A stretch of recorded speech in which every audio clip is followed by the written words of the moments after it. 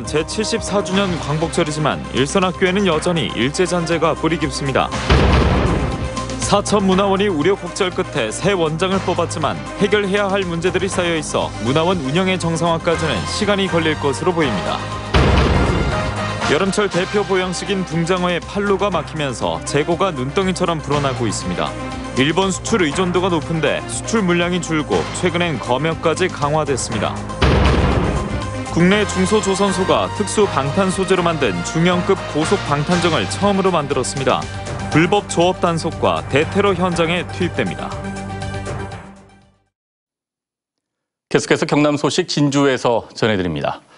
내일 모레면 제74주년 광복절인데요. 하지만 일선 학교에는 청산 작업이 진행되고 있지만 여전히 일제 잔재가 뿌리 깊습니다. 박종훈 기자가 현장 취재했습니다. 일본 식민 통치의 상징으로 경남교육청 앞마당을 차지하고 있던 가이츠카 향나무. 경남교육청은 올해 3.1운동 100주년을 맞아 일제 잔재인 가이츠카 향나무를 뽑아내고 그 자리에 우리 고유종인 소나무를 심었습니다. 그렇다면 각급 학교에 남아있는 일제 잔재는 어느 정도일까?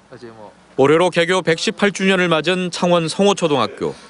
일제강점기 마산 공립보통학교이던 이 학교에 모두 7명의 일본인이 교장을 역임했고 2명의 사진이 지금도 역사관에 걸려 있습니다.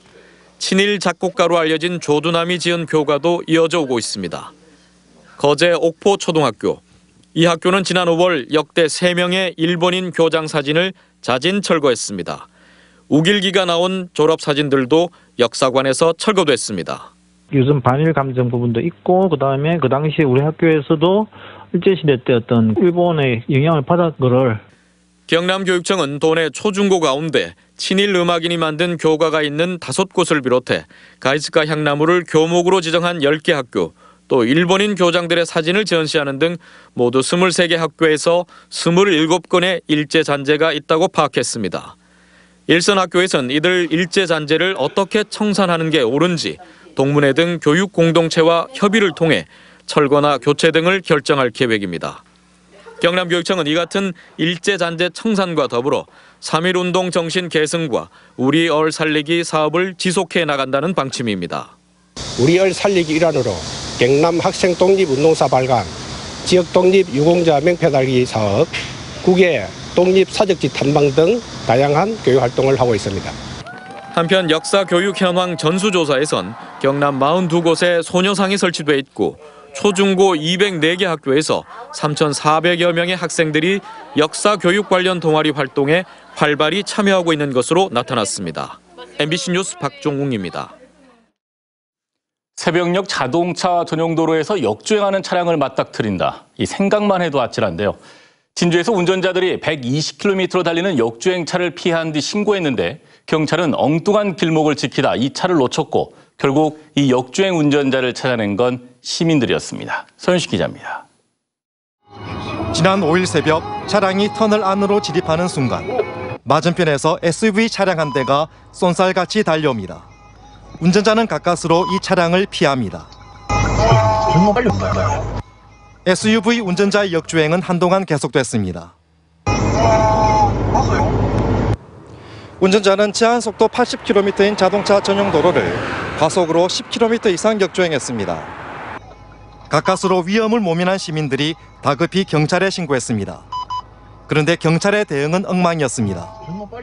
112 상황실은 사건 관할인 진주경찰서 대신 20km 넘게 떨어진 산청경찰서에 출동 지령을 내린 겁니다. 때문에 경찰은 두 갈래로 갈라진 도로에서 한쪽만 막고 서 있다 역주행 운전자를 놓쳐버렸습니다. 헛다리를 짚은 경찰 대신 사건을 해결한 건 시민들이었습니다. 당시 목격자들이 SNS에 영상을 올렸고 이틀 만에 역주행 운전자를 찾아냈습니다. 일이 조금 커지니까 경찰이 연락 오셔서 이거 이 사람 번호 좀 구할 수 있겠냐, 좀 줄 수 있겠냐 이렇게 하시더라고요. 달라길래 줬죠. 20대인 이 운전자는 역주행인지 몰랐고 술도 마시지 않았다고 주장했습니다. 누가 봐도 음주운전이죠, 그 상황이면. 근데 그거는 지금 현재 나와 있는 기법상으로는 음주운전을 밝힐 수 있는 방법은 하나도 없어요. 뒤늦게 조사에 나선 경찰은 사흘 후에야 역주행 운전자를 난폭 운전으로 입건했습니다. MBC 뉴스 서윤식입니다. 논문 표절과 보조금 유용 의혹 등으로 얼룩진 사천문화원이 새 원장을 뽑았습니다. 하지만 보조금 환수와 형사 고발에 의한 수사를 앞두고 있어 문화원 운영이 이 정상 궤도에 오르는 데는 다소 시간이 걸릴 것으로 보입니다. 김태석 기자입니다. 전임 원장의 논문 표절 의혹에다 회계 처리를 비롯한 사천시의 특별감사 적발로 한 달 이상 원장이 공석이던 사천문화원이 정대환 이사를 새 원장으로 선출했습니다. 1년 10개월 동안 잔여 임기를 수행할 정대원 원장은 취임사에서 문화원이 처한 상황을 인식한 듯 개혁을 과감히 실천해 거듭나야 한다고 강조했습니다. 책임 소재가 분명히 했을 때 깨끗하게 책임을 지고 물러나면 되는 것이고 신기일전에서 더 발전시키면 되는 것입니다. 또 원장실과 사무국을 합쳐 다목적 세미나실을 만들고 오지와 도서 지역에 찾아가는 문화활동을 펼치며 어르신과 청년이 모두 참여하는 문화원으로 운영하겠다고 밝혔습니다. 하지만 사천문화원이 제자리를 찾기에는 넘어야 할 산이 높습니다.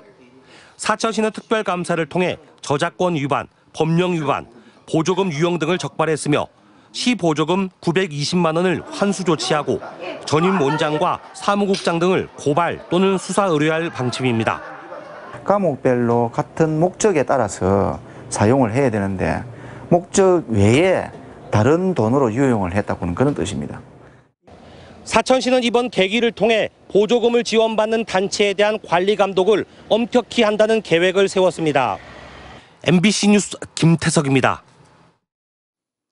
서부 경남 공공병원 설립 도민운동본부 등이 오늘 경남도청에서 기자회견을 열고 서부 경남 공공병원 신축 설립 대상지에 진주권을 포함하라고 주장했습니다.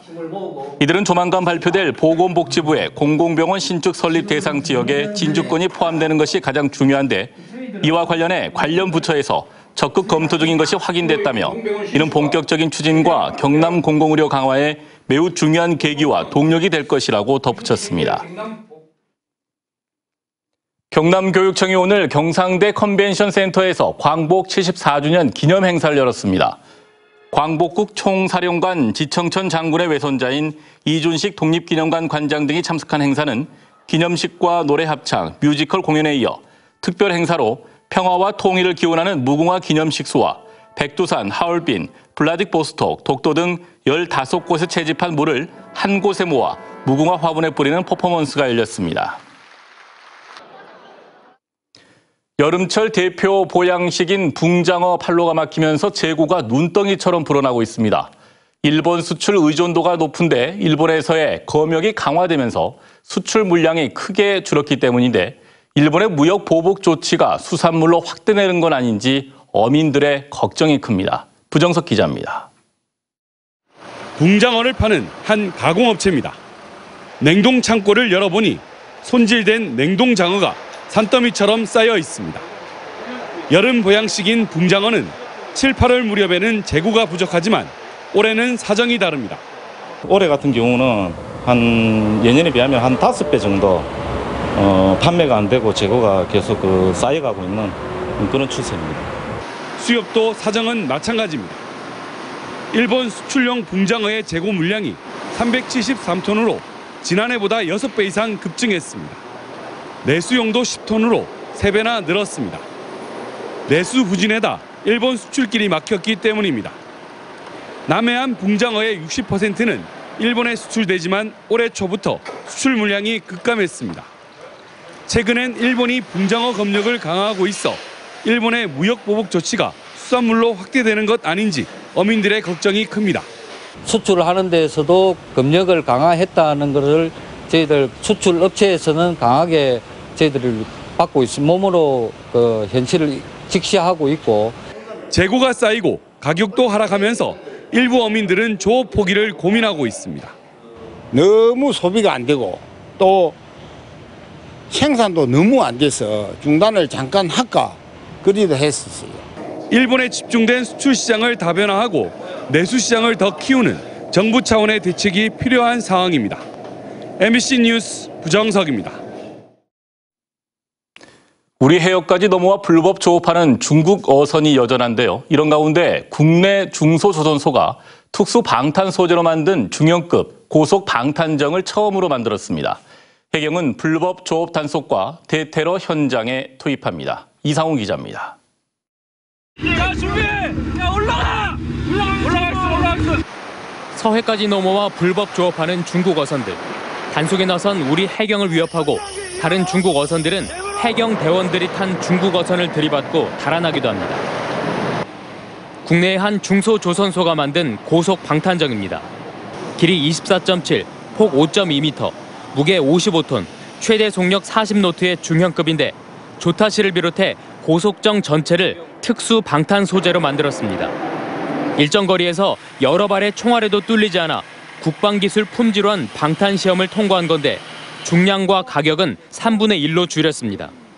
아주 경량화 시켜가지고 과거에 있던 방탄판보다 한 3분의 1 정도 무게밖에 안 나가게 하고 가격을 아주 저렴하게 해서 전체 방탄을 하더라도 고속에 전혀 지장이 없도록 K6와 M60 등을 무장했고 소화포는 100m나 나갈 만큼 강력해 화재 진압이나 어선 제압에도 쓰입니다. 이 고속 방탄정은 보시는 것처럼 프로펠러가 없습니다.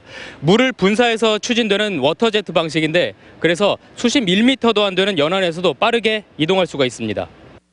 인명 구조와 의심 선박 검거 등 야간 임무 때 쓰이는 야간 투시경도 성능이 2배나 좋아졌습니다. 각종 제약이 많은 해상에서 보다 빠르게, 보다 안전하게 그 임무를 수행할 수 있도록 최첨단 장비를 탑재하였습니다. 고속 방탄정은 앞으로 40일 동안 시운전을 한 뒤에 10월에 해경에 인도되며 해경은 대테러 작전과 불법 조업 어선 단속 등에 투입합니다. MBC 뉴스 이상훈입니다.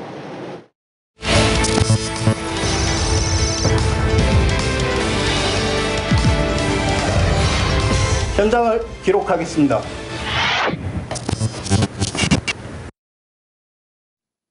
다음 소식입니다. 경남교육청이 매입형 공립유치원 공모와 관련해 공고문을 일부 변경했습니다.